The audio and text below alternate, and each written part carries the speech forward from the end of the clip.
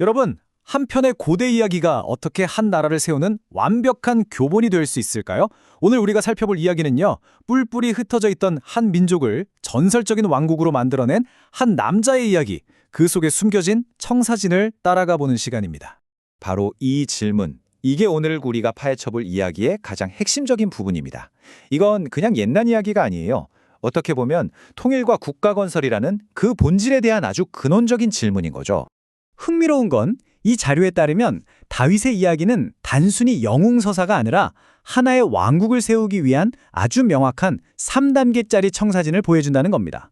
자, 그럼 그 첫 번째 단계부터 한번 같이 살펴볼까요? 첫 번째 단계입니다. 바로 다윗이 마침내 이스라엘의 모든 지파를 하나로 모으는 바로 그 순간이죠.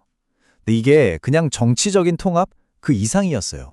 856년, 정말 엄청난 숫자죠? 이게 뭘 의미하냐면요, 이스라엘 민족의 아주 먼 조상 야곱이 남겼던 그 고대의 예언이 다윗의 통치로 드디어 마침내 현실이 되기까지 걸린 시간입니다. 정말 상상도 못할 세월이죠. 다윗의 여정을 보면요, 그가 하루아침에 왕이 된 게 아니라는 걸 알 수 있어요. 어릴 때 예언적으로 기름 부음을 받았고 그 다음엔 한 지파, 유다의 왕이 됐죠. 그리고 마지막으로 30살이 되어서야 모든 지파의 인정을 받으면서 명실상부한 통일왕국의 왕이 됩니다. 이 길고 긴 여정 자체가 그의 정통성을 아주 단단하게 만들어준 셈이죠. 자, 왕국은 통일됐지만 다윗에겐 아직 할 일이 남아 있었어요. 바로 이 새로운 통일 왕국을 하나로 묶어줄 중심, 그러니까 새로운 수도를 정하는 아주 중요한 과제였죠.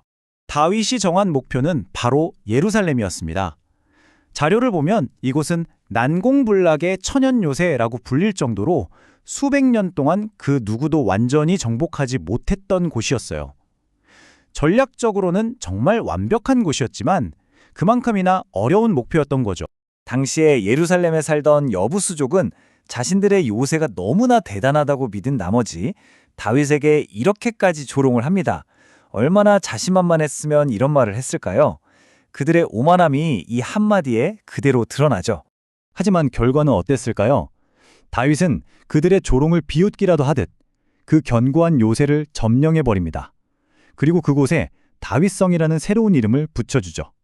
이건 바로 전 슬라이드에 나왔던 그 오만한 조롱에 대한 가장 강력하고 통쾌한 대답이었습니다.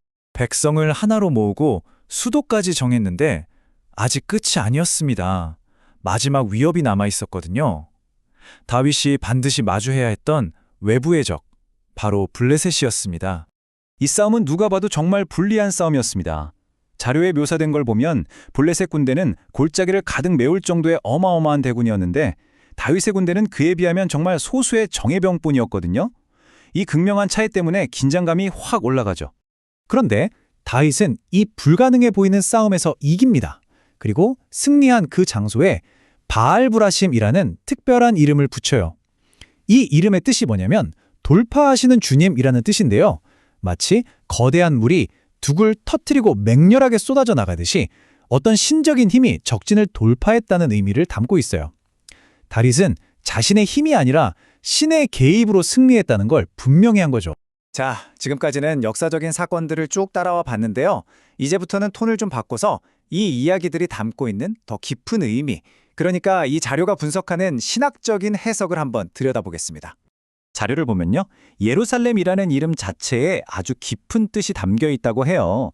히브리어를 분석해보면 이게 그냥 지명이 아니라 하나님께서 기초를 놓으신 평화의 터전이라는 의미를 가진다는 거죠. 도시의 이름 자체가 이미 물리적인 존재, 그 이상을 가리키고 있는 셈입니다. 이 표를 보시면 그 의미가 확 와 닿으실 거예요. 자료는 역사 속에 존재했던 이 땅의 예루살렘을 일종의 그림자, 그러니까 하나의 모형으로 봅니다. 그리고 이 그림자는 결국 영원하고 영적인 실체, 바로 하늘의 새 예루살렘을 가리키고 있다는 거죠. 그렇다면 이 모든 사건들이 가리키는 더 큰 그림은 대체 뭘까요? 이 자료의 핵심 주장을 살펴보면서 전체적인 그림을 한번 완성해 보겠습니다. 바로 구속사라는 개념인데요. 좀 어려울 수 있지만 쉽게 말해서 역사에 일어나는 모든 사건들이 그냥 우연이 아니라 신의 거대한 계획의 일부라는 관점이에요. 이 틀 안에서 보면 다윗 왕은 미래에 올 메시아의 모형, 즉 예고편 같은 인물로 해석되는 거죠. 그러니까 바알브라심에서의 승리는 단순한 군사적 성공이 아니라는 겁니다. 이 자료는 이 사건을 통해서 신의 4가지 중요한 속성이 드러났다고 분석해요. 압도적인 적을 이기게 한 전능함, 잘못을 뉘우친 백성을 용서하는 긍휼, 오랜 예언을 마침내 이루는 구속사의 성취, 그리고 불의를 심판하는 공의, 바로 이 4가지입니다. 다윗의 이야기는 결국 통일, 정복, 그리고 신앙이라는 단계를 거쳐서 하나의 왕국이 어떻게 세워지는지를 보여준 청사진이었습니다. 이 고대의 역사가 미래를 위한 하나의 모델이 될 수 있다면 우리는 이런 질문을 던져볼 수 있겠죠. 그렇다면 오늘날 우리가 만들어가고 이야기하는 이 세상의 수많은 이야기들 속에는 미래를 위한 어떤 청사진이 숨겨져 있을까요?